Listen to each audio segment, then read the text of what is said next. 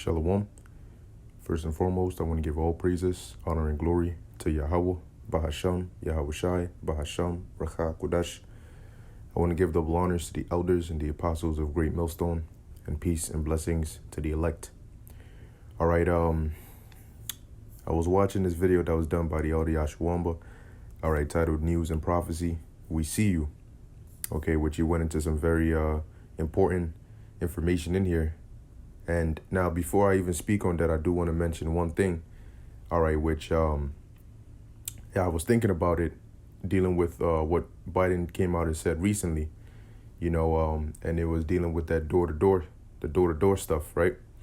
Now, I thought about it, and of course, we know when they come door-to-door, they're saying they're coming to, quote-unquote, persuade people and inform them. Now, they know that if these people who don't have the bite, if they didn't take the bite before, it's not because of lack of information. Because, I mean, there's constant commercials 24/7 and persuasion tactics everywhere. It's not because of that. So they know that coming door to door to tell them the same thing they've been seeing on the news is not going to change anything. But chances are they're not concerned with actually coming there to convince you. But what happens when they push a narrative like that? Now they have a norm where people are going door to door. That means apartment to apartment, on block to block, on city to city. And what are they doing when they do that? Even if they come and knock and they don't get a response, they can report back with what? With an address. Now, they already have this, of course, in a database, but people move. Sometimes they don't document it. So these people, you know that they're going to report this back. So you get places you knock on and you don't get responses. You jot that down. What's the address? Okay. Who's supposed to live here? Okay. If places they do open, but they're not with it, you take note of them. Places you do open and they are with it, you take note of them. And in essence, what are you doing? You're able to categorize different buildings, different blocks, different cities. All right. They could also do it in percentages. This city here has this amount of people that when we went, they were a lot more hesitant. Maybe if a city whose hesitation rate is maybe 80% and above, you mark that down as a red city or whatever. Okay. And they could very well be doing that, because they know, well, if you're sending people door to door, and it's likely they're not going to start right away by sending troops. They're going to send regular people to, quote unquote, come and inform you. Right. But they know that if the person didn't take it before, you informing them is not going to change that. So it's useless unless there's an ulterior motive. So here you are chilling, and out of nowhere, you wonder how the troops know exactly what building to come to, exactly who's where, exactly, which people to round up. Okay, because it's all strategic. All right, and as the scriptures say, be not ignorant of anything small or great, especially with this devil and his deception. He makes something look one way, and then there's a motive behind it. Okay. Now, like I said, I was meditating and I was thinking that does make sense, because if there's agents sent to this particular neighborhood, of course they're going to report back with some information. All right. That means how many people were you open the door to you? How many people were with it? How many people were not with it? Okay. Jot down what their apartment number is, jot down the address. Okay. And they're keeping track of all of this. All right. So that's what I wanted to say on that. Now, dealing with the video that the elder did, when you go into it, I actually have the document here from Project Megiddo. And I know we've gone over this many times, but as we approach that time, you're seeing how exactly what they wrote in Project Megiddo is tailored to what exactly you're seeing happening. And chances are it's because they're doing the same thing. They've written this document, Project Megiddo, as a warning, all right, of certain groups, domestic groups. And when I read it, you're going to hear exactly, which I recommend watching this video as well. And you can hear, some of the news clips that were played and the language they're using And when you read Project Megiddo, what you're seeing is what is written in Project Megiddo is springing to life before our face. And it's almost tit for tat and word for word. And the reason is because it's the same people. The same people that had that document made are the same people who have to act it out so that they can validate the document. Okay? So as you can see, this individual with a turban on, a beard, a Bible, and a gun in the back. Okay, keep in mind, a Bible and a gun in the back. Okay, and these are so-called militias. All right, a militia group, the Rise of the Moors, and they claim, to be sovereign, dealing with the Bible, this, that, and the third. So now you're mixing guns and scriptures. Oh boy. But see, like the elder mentioned, it's not going to be difficult once they've pushed that narrative out there to find clips of certain Israelites who identify with the scriptures, but have also been seen with guns running around here and there and the third.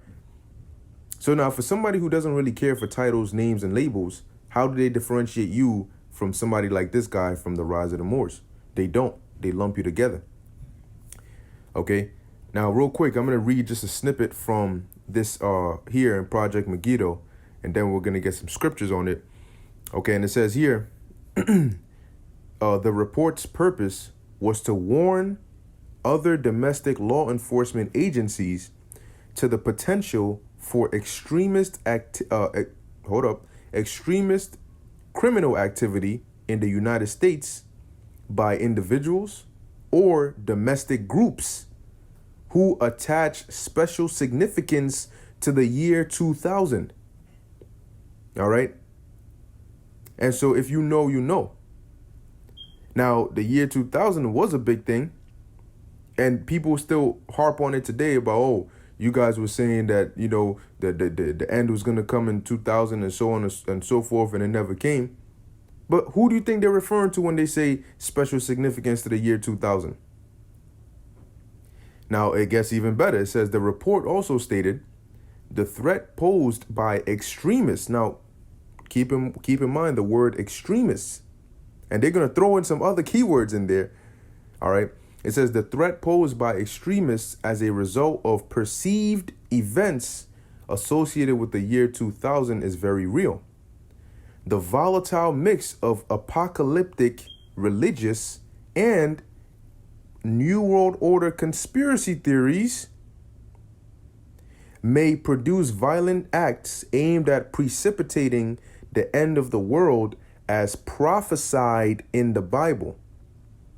So are you seeing the key languages and terms they're using here? Apocalyptic, religious, New World Order conspiracy theories, okay, end of the world, prophesied, Bible. You see what they're doing here, right?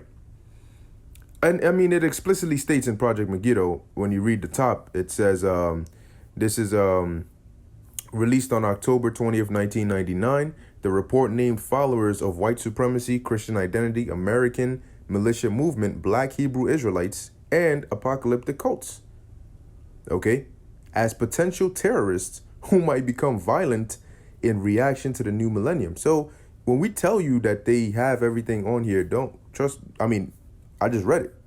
They have it. Black Hebrew Israelites there. That's why they push that term, because that's the term they have on the books. That's the term that they can say, oh, yes, these must be the same people. But it gets even better. So it says, the groups named as potentially violent were biblically driven cults. Okay, I'm going to repeat that part again. The groups named as potentially violent were biblically driven cults. Militias, adherents of racist belief systems such as Christian identity and Wotanism, and other radical domestic extremists. So now, when you go back to the video, these you got this dude with a turban on, a beard, a Bible, and a gun in the back. Okay? So now they're related with the Bible, right? Now, what does it say in Project Megiddo? Groups named as potentially violent were biblically driven cults. Now, majority of people that get they get butthurt for whatever reason it is, and the Lord takes the spirit away from them. They turn around and what do they call us? They call us a cult. But what are we known for? We're known for teaching the Bible. So when they say biblically driven cults, they see us as a cult, but we're biblically driven. So they have us in here. In case you didn't realize, you're in here. Now, it's not just us who are teaching. Okay, trust and believe. It's not just us who are teaching, because Project Megiddo, the first line says that the report named followers of white supremacy, American militia movement, Black Hebrew Israelites. So followers of. And that's why it says in the book of 2nd Ezra 16 that there shall be a great insurrection upon those that fear the Lord. Okay? So now they're pushing that, and this rise of the Moors group is a perfect example of a potentially violent, biblically driven group, as here they call it cults. And what does this do? This pushes the narrative of the dangers of, and what they'll say is people who take the Bible and through their interpretation of it become violent. You see? People who have radical beliefs in the Bible, or biblically driven radicalists, extremists, that's how they're going to push it. So it seems like, well, Christianity is fine, because then we'll say, well, hold on, you have Christians that go out with microphones and teach, and they'll say, well, they're not radical, so they can use the Bible. You guys are the radicalized version of the Bible. You see? And this devil is getting ready to make that push. Because there's no, if he has it in documents, if they've spoken about it and they have it documented already, yes, they are getting ready to push it. And they're going to push it alongside a lot of various other things. Okay? They're going to push it with this isolation centers. Man, things are going to get bad. They're going to cut the lights. They're going to kick down your doors. They're going to pull up into your crib. Okay?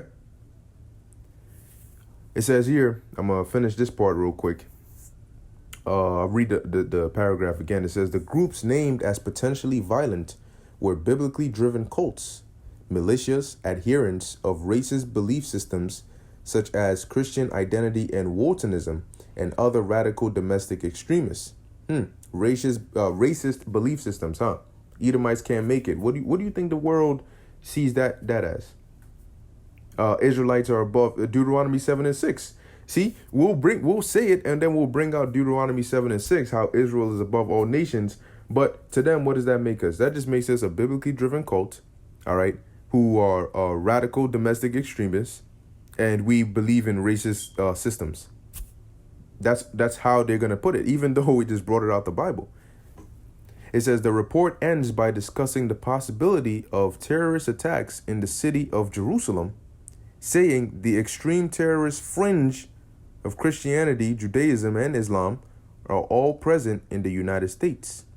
Thus, millennial violence in Jerusalem could conceivably lead to violence in the United States as well. Okay, and this was published by the FBI. Same people who came asking questions about that whole Jersey City shooting, trying to find a way to link us with it. So don't think that just because they haven't made a final push yet, that we're just going to skip over this part of prophecy. Of course not.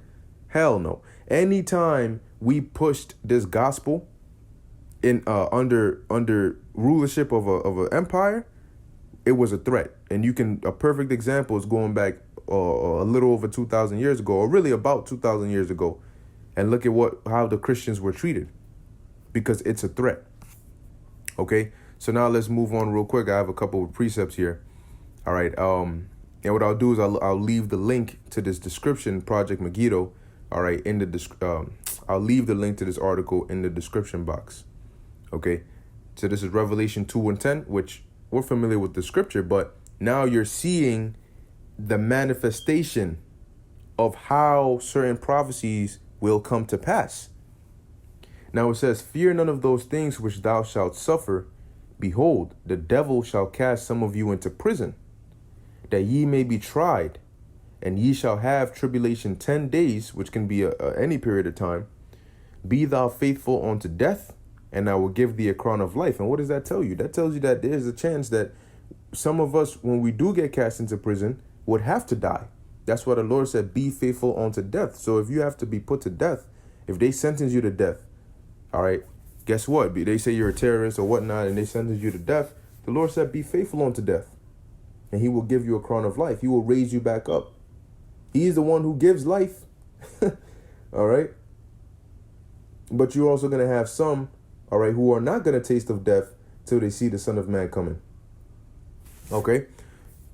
Moving on, this is the book of Revelation 6 and 9. It says, and when he had opened the fifth seal, I saw under the altar the souls of them that were slain for the word of God and for the testimony which they held.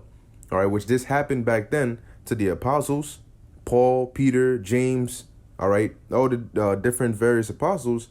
But it's also going to happen now, okay, for those that are martyred for the testimony, just like they were martyred back then for the testimony of who? The same one, Yahushua. All right, Yahweh Bashem Yahushua is the same testimony, the same men, and the same reaction. Okay? Spoke the testimony and got put to death. And in this day, we're speaking that same testimony, and what's going to happen? Some of us are going to get put to death. Okay? Verse 10, and they cried with a loud voice, saying, how long, O Lord, holy and true, dost thou not judge and avenge our blood on them that dwell on the earth? But guess what? The Lord is going to avenge our blood. Okay? And for some of us, when they come in, because when it says Isaiah 59 and 19, when the enemy comes in like a flood, they're going to come in like a flood. But in order for them to come in like a flood, the only cases in which they're allowed to do that is when they're dealing with a very serious case, right? Like example, with terrorists, they rush up in there with troops, SWAT teams, helicopters. That's coming in like a flood. They can't do that to us right now because that would be an overkill. That would not make sense. But bring groups like Rise of the Moors and NFAC and this, that, and the third. Have them do these different things so that now the vibe is there like, oh yeah, these guys are a threat. And for safety, yeah, they can come in like a flood. But then the Lord said that he's going to lift up a standard. So we're going to wait. Yeah, we're going to keep doing what we've been commanded to do, which is to go out there and teach, all right, and do what the Lord told us to do. And when you come in, well, we're going to expect the Lord to do what he said he was going to do, because we're doing what he told us to do. So we're going to see what he said he's going to do, and he's going to do it. All right. And lastly, I have here the book of Isaiah, chapter 10, and I'm just going to read the first verse.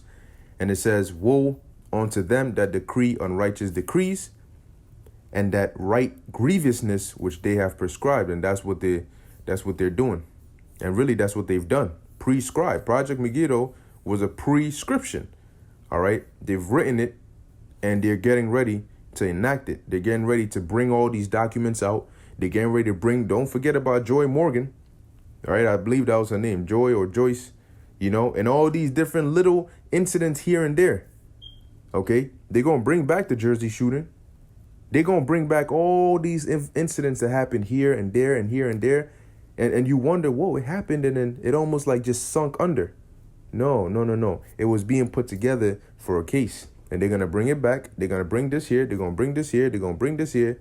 And when they put it together, oh, boy, you're going to see it. You're going to say, whoa, whoa. They're going to crop certain clips. They're going to get certain videos of brothers, apostles saying different, and they'll take it out of context. They're going to get certain clips of certain Israelite groups and gun ranges and, videos of this, that, and the third, and put it all together just like they do, like the sly devils they are. And when you see it, you're going to be like, damn, these guys must be evil. They're going to be putting you on there, but they're going to make it look so bad that you might think, damn, am I really evil though? Which the elect ain't going to think that, but that's how they're going to come, man. Revelation 12 and 12. So be thou prepared, man. Okay. And prepare to stand for the Lord no matter what the the end of it may be. As the scriptures say, better is the end of a thing than the beginning thereof. All right, so as we just read, remain faithful until death, and the Lord will give you a crown of life, because things are about to get real.